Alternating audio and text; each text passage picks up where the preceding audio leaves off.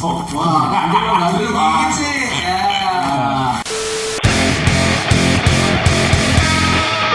Musik, ngulik musik. Assalamualaikum Bray, balik lagi sama gue Jaflin di Sokin. Yoi. Di konten musik kali ini, ngulik musik. Yoi, gue bareng anak-anak South House cuy, yang punya selatan Jakarta. Jadi kali ini gue bareng sama Bang siapa nih? Panggilan sih Dede Caem. Dede Caem. Karena terlalu manis. Ya. Sama siapa ya? Ditch, panggil aja Ditch. Yoi. Jadi di musik kali ini gue bakal sedikit ngebahas tentang masalah ekstrim musik, ya kan. Mungkin banyak juga nih dari lu yang suka sama ekstrim musik, tapi dokumentasi tentang musik di Indonesia tuh kan sedikit banget. Jadi secara nggak langsung kita ngobrol-ngobrol santuy ya sama komunitas yang namanya South House. Awal mula South House bisa ada nih gimana sih Bang? Siapa nih yang mau jawab nih? Kebetulan yang mencetuskan. Salah satu. Wah, ceritanya terlalu panjang kali ya. Terlalu panjang banget. Awalnya gue kerja di Red Studio. Itu di daerah Kebagusan ya. Kebagusan Pasar Minggu. Gue jaga di situ, jaga studio di situ. Kebetulan kan bekas teman-teman gue gitu ya, teman-teman lama gue tuh emang ngeband juga. Mereka datang sini akhirnya ngerental ya, ngerental. Ada juga yang udah punya band juga akhirnya latihan ke sini ya, ke Red Studio. Terus akhirnya kita di sono kameranya. Oh iya. Akhirnya gue karena mereka sering nongkrong di sini, gue ngobrol-ngobrol. Kita punya rencana ya, Dit ya, kalau nggak salah kita punya rencana bikin gigs ya, bikin gigs kecil, acara kecil, akhirnya nggak terlaksana gitu kan. Akhirnya gimana nih, sayang juga ya. Kita punya orang-orang hebat nih di sini nih, ya kan, ada artworker, ada apa sih, soundman, ada pelukis pula, ada musisi, banyak lah macam-macam deh ya, kayak di dalam scene kita ini. Tukang foto. Ada tukang foto juga gitu kan, banyak deh ya, tukang foto Ragunan. Setelah gagal kita bikin acara kan sayang dibubarin gitu aja kan. Nah, gue pikir gue mau kumpulin teman-teman lama gue yang mereka punya kreativitas ya, punya kebisaan ya. Gimana ya, gue tawarin lagi deh. Oh udahlah, acara nggak jadi, kita kumpul aja deh. Lu kan bisa artwork, bisa main musik, jadi soundman, jadi apa kan gitu kan. Nantinya di situ juga kan kita buat kita juga ya. Nanti ada salah satu member kita yang mau misalnya kita mau bikin album, butuh artwork, kita ada. Kita mau butuh video klip, kita punya tukang video juga ada gitu. Kita butuh tiket bis, ada calon. Banyak sebenarnya, banyak. Scene kita tuh juga bukan di musik aja sebenarnya, tukang pasir. Sebenarnya banyak. Nah, jadi kita mau bikin apa aja bisa. Selain bikin album, gampang itu mah. Jadi mau bikin rumah bisa, ada tukang material gitu, apa aja ada lah gitu ya kan. Akhirnya kita tercetus tuh, yaudah deh kita bikin scene aja nih.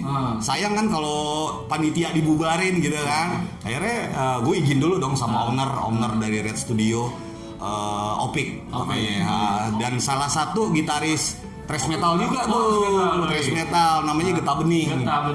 Albumnya udah 10, yang jadi baru 1.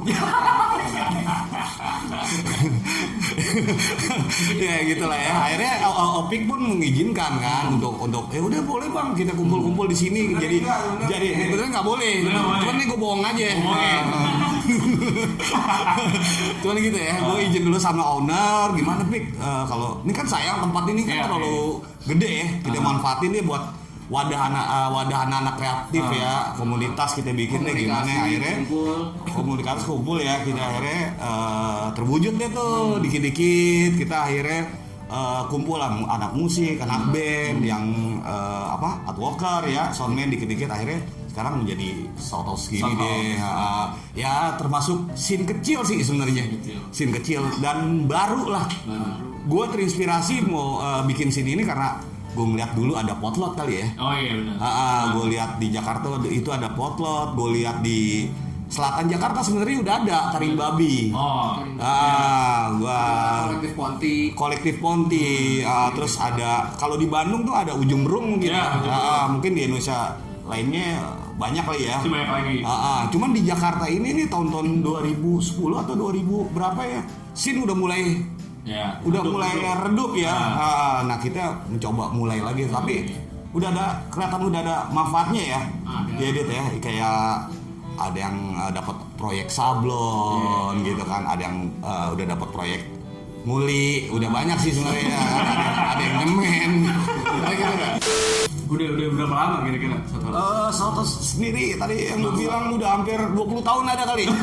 Cuman yang hitung baru setahun. Oh iya, baru setahun. Iya, mungkin gitu. Termasuk baru lah gitu kan. Nah. Tapi yang paling gue lihat nih dari Short House kan kebanyakan yang dieksplor ini ekstrim musik. Ekstrim musik. Yang mungkin buat beberapa kalangan bisa dibilang, ada orang bilang musik metal, oh vokalisnya guik-guik doang nih. Iya. Kayak gitu. Kumur. Iya. Suara babi. Ada suara Manusia goa ya kan gitu kan. Iya. Mungkin untuk sebagian kalangan image-nya kurang bagus ya. Kurang bagus. Padahal lo ganteng-ganteng kita ya. Image gak penting buat kita. Yang penting muka. Yang penting kita sih sebenarnya. Kita ngebahas masalah genre nih, ekstrim musik. Ekstrim musik ya. Apa namanya? Dangdut juga termasuk ekstrim. Ekstrim. Lihat aja penonton nih.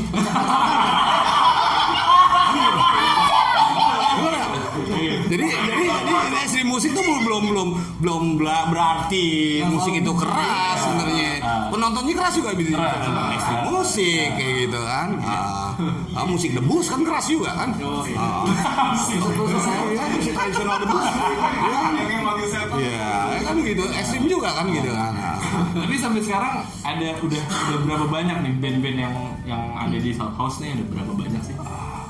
Banyak. lumayan sih sebenarnya yang secara langsung aja yang rajin latihan di sini ada Mouthless yang Baru aja ya. yang baru aja kita interview juga, kita kupas. Oh iya, buat lu yang mungkin penasaran sama ini dia. band dari Short House, nanti bisa langsung cus ke YouTube Short House. Jadi mereka juga udah bikin itu. Mungkin buat lo yang pengen tahu ada di band ini nih, ada band punk, hardcore, gitu-gitu lo bisa langsung cus ke. Sebenarnya Sotos itu all genre ya. Nggak harus ekstrim musik sebenarnya. Pokoknya mereka yang mau bergabung punya karya sendiri ya. Sih sebenarnya. Jadi kita nggak terbatas genre sebenarnya. Cuman kebetulan kita nih mayoritas Banyakan penggemar koplo ekstrim musik gitu ya. Kebetulannya itu sesuatu kebetulan sih sebenarnya. Nggak disengaja gitu. Iya, kebanyakan sih emang metal ya. Mouthless tuh death metal. Terus lu juga kan drummer metal nih. Dulunya. Pensil. Pas gua dapet job potong model. Asik. Karena main musik di ekstrim musik tuh nggak ada duitnya. Mendingan gua jadi potong model lah ya. Foto model ekstrim ya. Potong model ekstrim. Jadi terjun di foto, terjun dari gedung. Iya, betul. Potong model ekstrim. Darah-darah gitu lah ya. Ini darahnya Mas ini. Darah biru dia. Tapi ada gak sih band yang jadi unggulan di Short House tuh? Semuanya sama sih ya. Semuanya sama ya? Sama sih, kita saling dukung ya. Ya paling Gua lebih jujur aja, kita juga nggak ngeliat basic gue mungkin metal ya. Gue lebih suka ke death metal, thrash metal, heavy metal ya kan. Cuman gue ngeliat salah satu member gue kayak ada Darcy, itu keren banget menurut gue. Jadi gitu. Lainnya lah ya, ada The Mouthless, dapat kaos nih gue. ya dapat ya. Jadi buat apa namanya? Nih ada. Ya, itu salah satu member kita. Cuman emang member pertama kita itu band di sini emang ada Getah Bening. Berikutnya ada Mouthless yang baru aja ngeluarin EP ya, Dit ya. Baru aja masih hangat tuh. Masih hangat dan nih. keren banget menurut gua tuh. Old school death metal, keluaran Brutal Mind sama Deep Rock. Menurut gua tuh warnanya beda sendiri dari death metal lainnya khususnya di Jakarta ya. Gue kebetulan awam banget nih masalah ekstrim musik ya kan. Sama sebenarnya gua juga so tau lo. Terus biasanya kalau buat kayak CD, kaset, terus apa namanya mungkin merchandise dari band-band Short House tuh kira-kira bisa didapetin di mana sih? Nggak ada sebenarnya. Tapi nggak ada. Kita bikin kaos donasi ya. Kaos donasi buat ini kita salurkan ke kitabisa.com. Mereka juga akan menyalurkan langsung ke tenaga medis ya kalau nggak salah ya. Sudah disalurkan. Disalurkan dengan pembelian itu kita berapa sekitar 2 jutaan lebih ya. Ada itunya kok, ada Kita salurkan langsung ke ada laporannya. Basecamp Shothouse sendiri nih, apa namanya? Itu lokasinya ada di mana sih? Lokasi lebih tepatnya gitu. Tempatnya itu di Red Music Studio ya, di Jalan Kebagusan Raya nomor 79. Nah, di Pasar Minggu ya. Perbatasan deh antara Florida sama Ciseeng. Itu perbatasannya, istilahnya di ujung Jakarta lah ya gitu ya, keberadaan gitu ya. Nah, menurut lu berdua nih Bang, genre ekstrim musik di tengah apa ya namanya pop culture kayak gini kan, kayak pop lagi naik lagi nih yang gue lihat sekarang tuh. Banyak event-event kayak Synchronize dan yang Itu lain-lainnya. dominasi musik pop ya. Iya, mereka sekarang pop nih lagi rame banget ya. Nah, menurut lu berdua nih di scene-nya ekstrim tuh gimana sih supaya buat lebih ngenalin lagi ke orang-orang luar gitu? Ya kalau gue bilang mah, gue nggak pernah lihat pop ya, jadi gue nggak pernah tahu jadi gitu kan, pop gede apa enggaknya gitu kan, karena emang demi Allah gue nggak tahu. Band-band pop sekarang kayak indie pop, Kopi Senja gue nggak tahu deh gitu kan, emang nggak paham. Band-band siapa kayak sekarang tuh ada band apa sih yang fenomenal tuh kan? Yang bikin lo tenar aja ada. Ya kayak gitulah ya, maksudnya gue nggak ngikutin, bukannya gue nggak tahu, emang gue nggak ngikutin gitu kan, jadi gue nggak tahu gitu. Nggak, maksud gua gimana caranya Kalau ekstrim musik bisa berkembang, kalau gue bilang sih ekstrim musik sekarang berkembang sih ya, berkembang ya? cukup berkembang. Bisa apa sih ya, bisa kayak contohnya kayak ada event-event gede kayak event-event internasional tuh kayak Hammer Sonic, Rock Celebes, Hellprint, kayak gitu kan. Kalau gue bilang malah metal itu Nggak mati sih. nggak mati ya, malah makin nggak peduli. dan banyak juga band-band metal yang malah yang tur Amerika dan Eropa gitu kan. Apalagi gue minta doanya deh ya. Dari salah satu band Sotos juga ada yang mau tur ke Zimbabwe. Siapa tuh? Ada deh pokoknya. Berarti kan emang ada perbedaan banget kan, maksudnya scene ekstrim zaman dulu sama sekarang gitu. Wah beda banget ya. Kalau gue ngerasain era zaman dulu, zaman sekarang gue ngerasain ya apa sih ya? Kalau zaman dulu tuh bener-bener kita tuh beli rilisan fisik ya, buat tahu tuh band ya gitu kan. Gue beli kaset lah, gue nggak pernah beli CD ya. Kaset kosong kita ngerekam juga. Begitu ada usaha terus, gue mau beli mau tahu informasi gue harus beli Zain ya, beli majalah ya, fotokopi apalah gitu kan. Mau ngeband harus ke mana gitu ya, ibaratnya informasi kan lebih susah kan. Iya, akses internet kan belum banyak, warnet mahal. Warnet mahal ibaratnya. Cuma orang gitu. kaya doang yang punya. Nah, Iya. gitu kan dia. Gue ngeliat banyak banget apa ya, mungkin bisa dibilang poster kali, poster. Orang pengen kelihatan metal nih, Iya, tapi iya. padahal sebenarnya dia nggak tahu apa-apa nih tentang metalnya sendiri. Kayak gitu. Itu menurut lu gimana sih? Maksudnya kayak banyak banget dah, maksud gua orang pakai kaos band metal tapi sebenarnya nggak tahu nih lagunya apaan.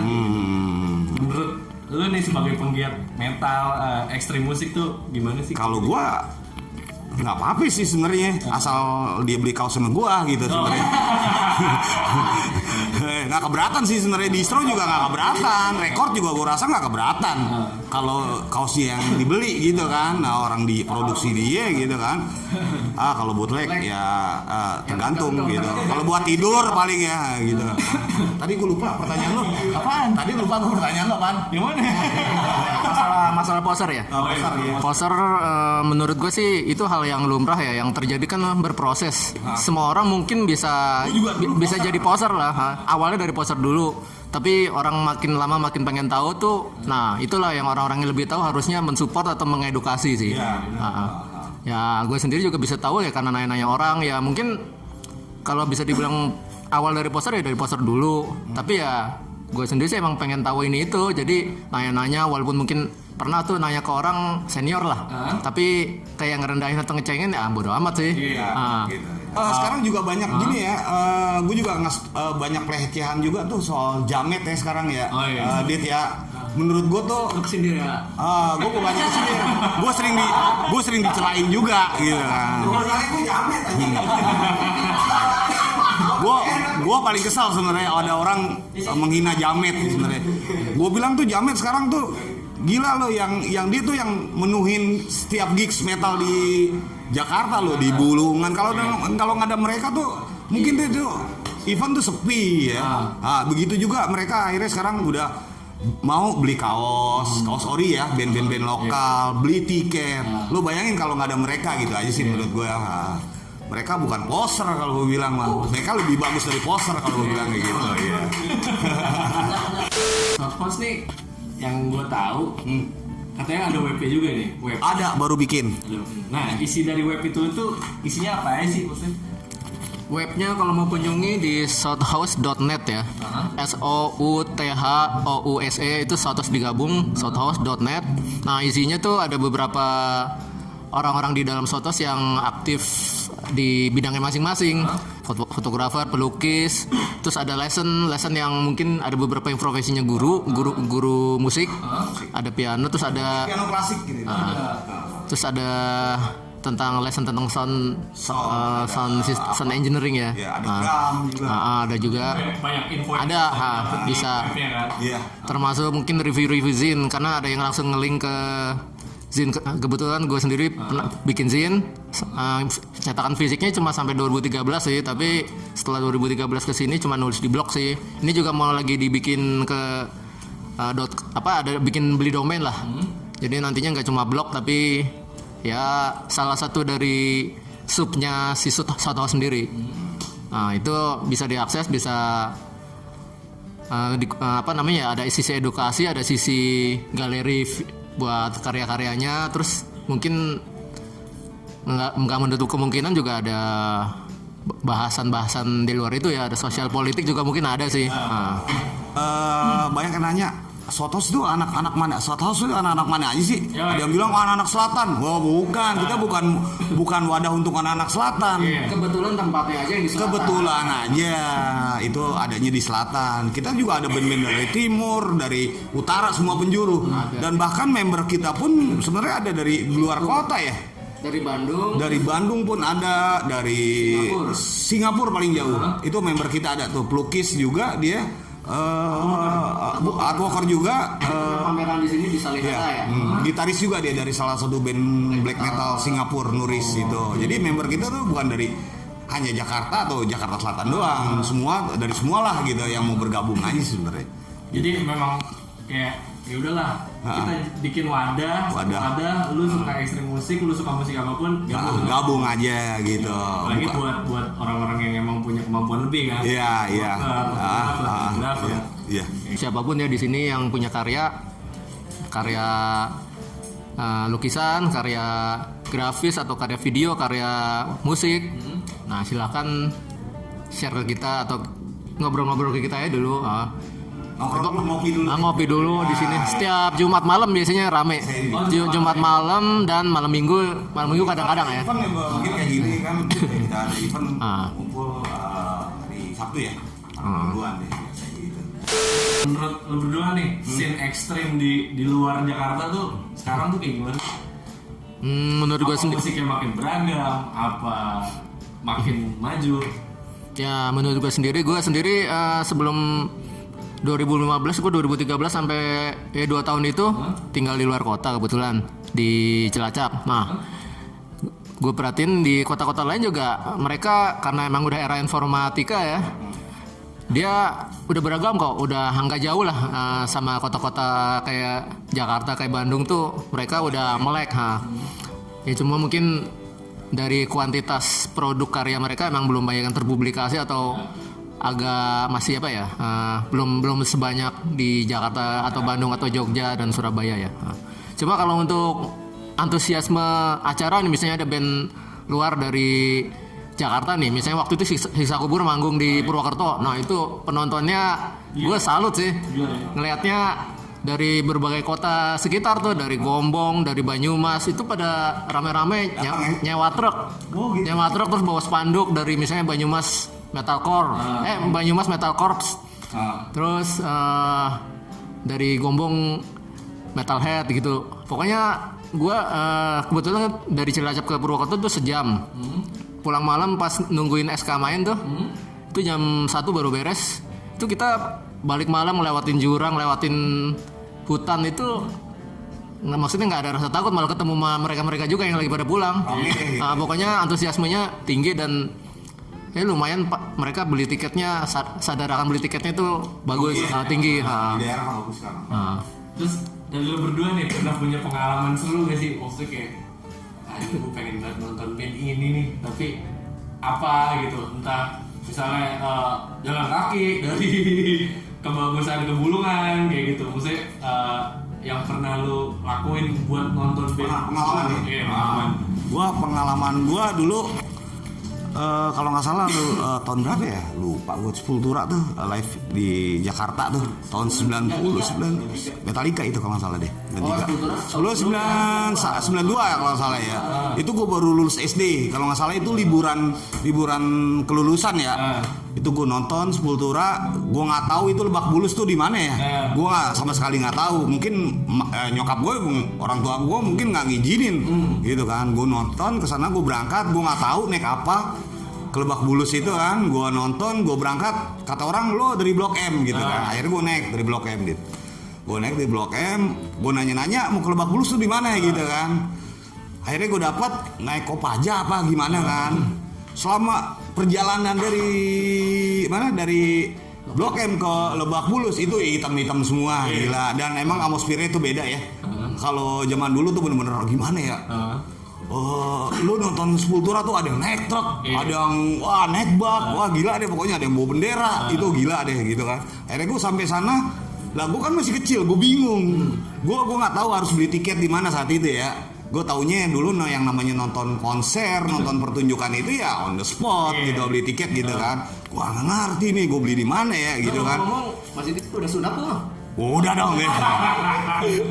Itu kan, akhirnya gue ditawarin tuh sama calo kalau nggak salah. Harga tiket itu Sepultura itu kalau nggak salah 15.000. Anjir, 15.000. 15.000 Sepultura tuh, gila ya. Tiket ya 15 sama 20 ya? Kalau nggak salah. Kelas ya? Cuman gue dapetnya festival. Gue masih festival ya. baca di majalah itu. Iya. Gue belum berani nonton gue. Akhirnya gue masuk nonton Sepultura, kalau nggak salah gue masuknya agak telat. Setelah Edani. Setelah Edani saat itu jadi band openingnya kayak kan. Gue masuk, gue nonton Sepultura, anjing. Gue ngerasain tuh kayak, gue dulu pernah nyelain orang tuh kayak lihat di TV fan-fansnya Michael Jackson tuh, lu lihat artis pingsan, nangis. Gue tuh yang nyelain tuh, anjing lu ngapain sih Michael Jackson lu tangisin, lu sampai pingsan.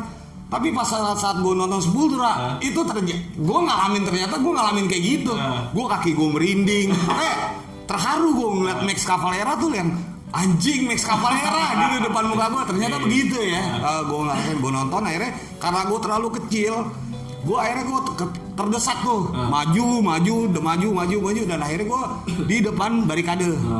Karena terus terdesak tuh gue kan gitu kan, akhirnya gue naik tuh ke barikade di pinggir di pinggir barikade kalau nggak salah ada gentong. Gue naik gentong, gue jatuh di situ di belakang panggung gue jatuh. Akhirnya gue lihat, wah mau kemana nih, gue di belakang panggung. Pas selesai acara tuh Sepultura, gue ngeliat personil Sepultura turun, anjing Max, Andreas gitu kan, ada Igor, gila gitu kan.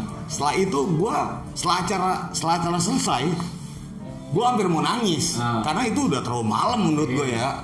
Gue mau pulang mana ini? Terus cara nggak sengaja gue ketemu teman gue, lu ngapain gitu kan? Sedangkan dia lebih tua dari gue gitu. Gila lu nonton sendirian gitu kan? Gila, udah bareng gue gitu kan. Terus pas gue jalan itu berapa kilo dari Lebak, itu jalan kaki karena udah nggak ada angkutan, ada yang ngompreng kali ya, ngompreng kontainer, ngompreng truk kayak kan. Akhirnya gue jalan kaki berdua gitu kan. Ada marinir baik banget, marinir Cilandak kalau nggak salah itu kan. Gue ditawarin, dek kamu mau kemana? Mau pulang kemana? Pulang ke Tebet pak gitu kan. Ayo ikut saya anterin, jangan takut, saya marinir katanya. Gue dianterin tuh, pengalaman gue tuh marinir tuh baik banget. Gue dianterin sampai Pasar Minggu. Dari Pasar Minggu akhirnya gue naik mikrolet yang ke Tebet, ke Kampung Melayu. Itu tuh pengalaman gue, menurut gue tuh buset, itu nggak bisa terlupakan deh. Selain Metallica ya, kalau Metallica menurut gue udah pengalaman yang apa ya? Tapi Metallica nonton juga tuh gue kelas 2 SMP. Old school. Apa sih? terlalu serem dah menurut gua Metallica tuh terlalu serem ya. Bakar-bakaran. Berarti lu jadi saksi juga nih. Iya, Metallica. Saksi juga sih. Kan gue bilang gue masih kecil waktu itu, iya kan? Tapi itu bener gak sih yang gosip-gosip dulu tuh yang gondrong pakai baju hitam tuh ditangkap? Oh, gue nggak tahu ya waktu itu. Yang gue tahu setelah Metallica itu kalau nggak salah pemerintah saat itu tuh ngelarang musik-musik metal ya, nggak boleh gondrong di TV tuh nggak boleh lagi ada gondrong gitu kan, nggak boleh lagi ada musik rock metal itu nggak boleh lagi setelah Metallica ya. Setelah kerusuhan Metallica itu setahu gue itu aja sih. Tapi waktu Sepultura aman ya? Aman Sepultura, nggak terlalu kerusuhan. Ada sih gesekan cuma nggak terlalu parah sih seperti Metallica. Dan waktu itu yang gue tahu yang opening Metallica tuh Rotor. Iya, Rotor band thrash ya dari Jakarta. Ya ngefans banget sih gue. Itu keren sih. Keren banget asli ya. Nah kalau lu kan mungkin ada pengalaman apa ini waktu nonton konser metal gitu? Sebenarnya gue kan emang suka metal tapi genre apapun gue juga suka sih. Malah yang bikin gue nangis sebenarnya waktu 2012 gue nonton Bad Religion. Bad Religion gue emang udah ngefans dari SMA ya, dari 97 pas albumnya The Grey Race. Walaupun gue juga dengerin metal, tapi pas gue denger Bad Religion itu beda, itu punknya beda karena liriknya sangat cerdas gitu. Dan pas gue nonton di GBK tuh kebetulan bareng Yellow Card sama apalagi tuh Panic at the Disco tuh. Nah itu gua beda. Pokoknya tiga itu aja. Nah itu pas gua nonton kebetulan pas di ini sih festival yang agak deket. Nah itu gue singelong dan pas mau habis itu pas mereka pamitan gila gua sedih banget bisa gitu, bisa ketemu gitu. Dan lu ngalamin seperti fans Michael Jackson ya. Fans Super Junior. Gue sih ya maksudnya masih ketahan ya. Di deket-deket gue ada tuh yang rambut mohawk yang justru dia sampai ngomong anjing gue nangis. Ada kayak gitu juga. Tapi lu ngakuin gak sih kalau misalnya kan pernah ada yang bilang SID itu mirip Bad Religion, itu menurut lu yang udah pernah nonton Bad Religion secara langsung melihat musiknya SID sama gak sih menurut? Beda sih sebenarnya dari aransemen maupun hal-hal tema-tema yang diceritain. SID sebenarnya adopsi dari NoFX dan Social Distortion sih kayaknya. Kalau Bad Religion kayak agak dark juga kan? Ada ke tema-tema yang politis, agnostik, ateis, agnostikisme.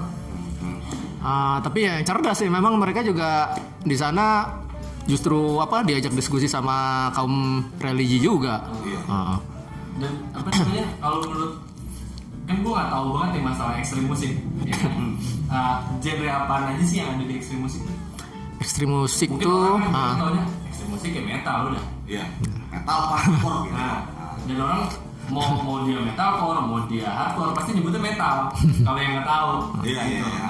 Mungkin lu bisa sedikit ngejabarin buat orang-orang yang mungkin nggak tahu di metal tuh ada apa aja gitu sebenarnya, banyak banget kan. Iya. Metal sangat beragam ya. Dari perkembangannya kan sebenarnya dari awalnya heavy metal kan. Heavy metal juga dari rock juga dari blues. Nah, heavy metal itu pas 80-an itu kan dia juga berakar lagi. Ada black metal, ada thrash, terus death metal yang mulai ekstrim itu kan sejak zaman era awal Slayer, terus Celtic Frost kayak gitu. Kalau yang mengawali ekstrim musik ini siapa sih? Ya mungkin pas zamannya death metal naik ya. Gimana itu? Yang pertama kali, ini ekstrim musik nih. Maksudnya atau maksudnya Enggak. Metal pertama atau enggak, maksudnya udah ya kategori ya, kategori ekstrimnya metal, ya pure metal gitu, udah keluar gitu. Ya paling dari zaman ini sih Poster Cafe sih, dari zaman lirik ngebahas tentang eventnya di Saparua di Bandung ya, kayak gitu udah ada. Sebenarnya dari tema lirik dan karya-karya mereka ekstrim juga, kayak misalnya tema gore, darah-darah. Dan karya sendiri ya. Kalau misalnya cuma covering aja sih mungkin beda ya, covering lagu orang. Tapi kalau jadi ekstrim musik bukan hanya musiknya keras, bisa juga lirik mungkin ya dari segi lirik mungkin. Cuma memang kategorinya ya brutal death gitu maupun beberapa black metal itu ya emang ada kategorikan extreme metal. Nah, band-bandnya penggiatnya siapa aja nih? Yang maksudnya yang awal-awal gitu. Awal-awal sih ya setahu gue kan juga mungkin bisa dicek di interviewnya Sam Dunn deh. Sam Dunn tuh kan emang bikin setelah Metal Headbangers Journey itu kan ada tuh extreme metal. Ada tentang perkembangan extreme music tuh ya dari eranya ini sih ya, era Slayer udah mulai ada kategori extreme music. Slayer terus Bathory terus sampai Cannibal bikin tema-tema yang mungkin orang biasa mungkin bakal takut gitu kan, padahal kan itu cuma di imajinasinya aja yang liar gitu. Ya emang dari gue juga nonton yang Sam Dunn ya. Dan yang interview Tengkorak kan. Tengkorak sama Siksa Kubur ya? Siksa Kubur. Iya. Nah, itu apakah mereka berdua bisa dikatakan pionir di Indonesia? Ini. Gue sendiri sih setuju. Setuju.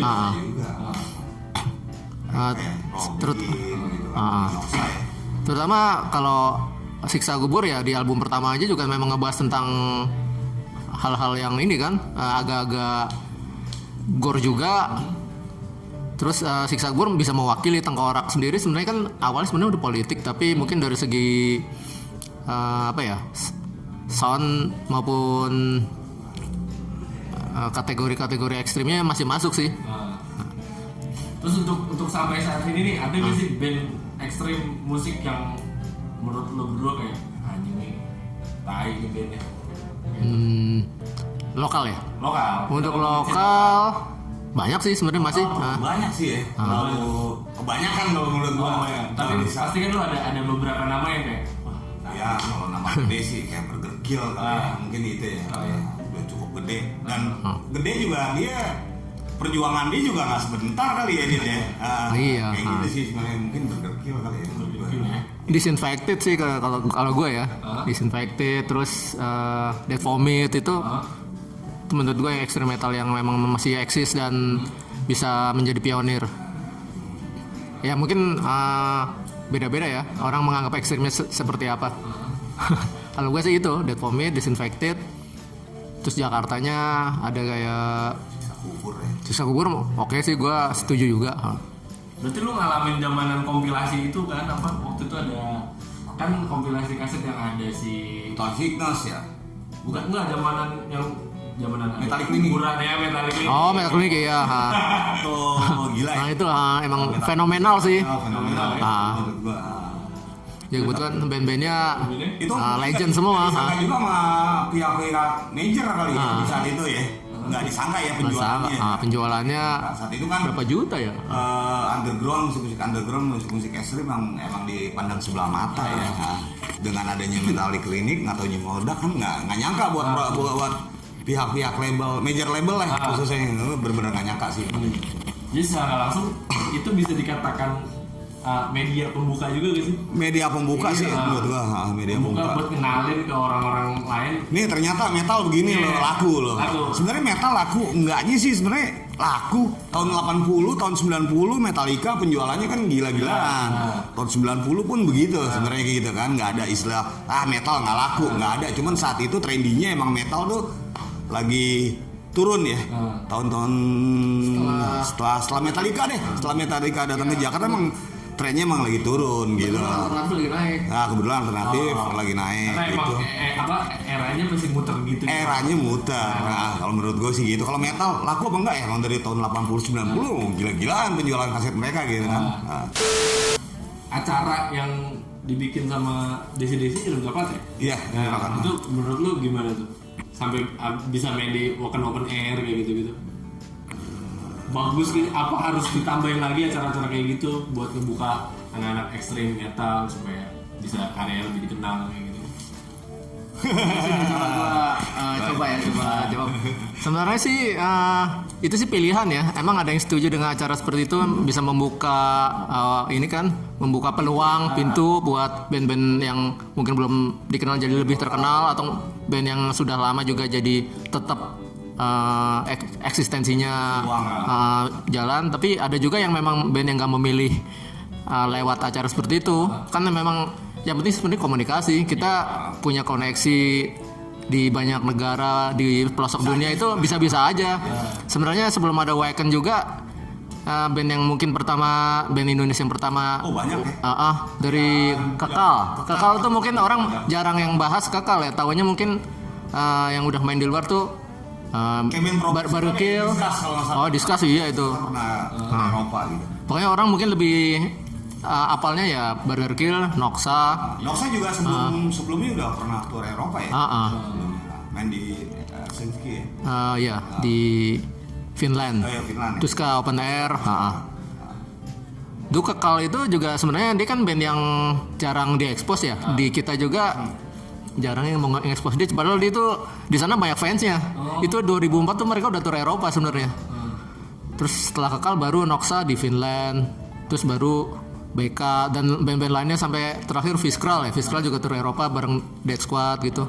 Ya sebenarnya banyak band yang memang mau lewat festival seperti Wacken atau caranya masing-masing lah, atau yang memang pengen komunikasi sendiri terus sah-sah aja sih. Kalau ya ada beberapa sih yang itu membantu buat naikin, tapi ada juga yang nggak peduli sih. Itu masing-masing aja sih.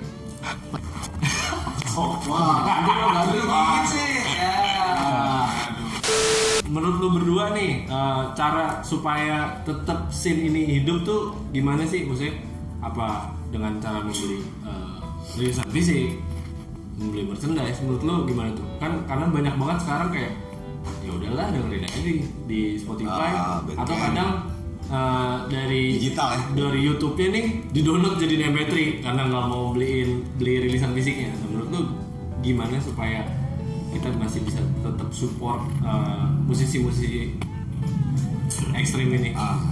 Salah satunya ya udah pasti sih beli rilisan fisik. Ya emang sih rilisan fisik ini lagi down ya, lagi turun banget. Ya seenggaknya mereka bisa beli merchandise ori dari band-band kita gitu ya, sebenarnya gitu. Itu sangat mendukung banget buat kita ya. Menghargai karya aja sih sebenarnya. Sebenarnya gitu aja. Salah satu cara sebenarnya itu. Tapi ya gimana ya, ada juga yang memang mampunya mungkin baru download atau mau ngeceknya di YouTube juga nggak bisa disalahin juga, karena kan banyak cara. Sebenarnya ekonomi atau itu kan orang beda-beda kan, maksudnya kondisinya. Tapi ya kalau misalnya memang ada duit lebih ya nggak ada salahnya juga buat nyisin uangnya buat beli rilisan fisiknya atau apapun lah yang membuat si musisi iya. Cuma kayaknya musisi ekstrim musik bisa dapat duit dari merchandise juga ya sekarang. Iya. Bisa hidup lah gitu kan. Merchandise dari panggung ke panggung ya. Oke, terakhir nih. Harapan ke depan buat Soto House itu aja deh. Gimana? Apakah Soto House pengen bisa lebih dikenal orang banyak? Apakah Soto House ingin memajukan band-band yang sudah ada? Harapan ke depannya? Ya betul, itu semuanya yang disebut itu rencana kita sih memang ya, cuma kita nggak terlalu muluk-muluk, cuma ya apa yang ada di depan mata kita jalanin sih. Misalnya bisanya baru bikin konten atau nginterview band-band teman-teman. Sederhana, tapi ya kalau misalnya tambah berkembang ya itu salah satu bonusnya, salah satu hasil dari usaha kita gitu. Pokoknya buat lu jangan lupa subscribe, dukung channelnya apa? Sotos. Channelnya apa namanya? Sotos TV ya kalau salah. Sotos Entertainment. Gue lupa tuh. Sotos TV di YouTube. Gue cantumin di deskripsi. Oke. Tapi kalau web sotos.net ya. Oke, nanti itu juga gue cantumin di deskripsi. Pokoknya untuk web, YouTube, sama Instagram di Sotos. Mungkin lu orang pada kepo ya kan, dan Mau tahu ya? lu Ada minat mau gabung nggak? ya ada yang mau gabung, rumah lu juga masih dekat sekitar sini di Kebagusan. Kebagusan. Lu bisa join, mampir ya kan. Ngopi. Oke, makasih banget buat kalian yang udah nonton. Yahut Bray. Thank you.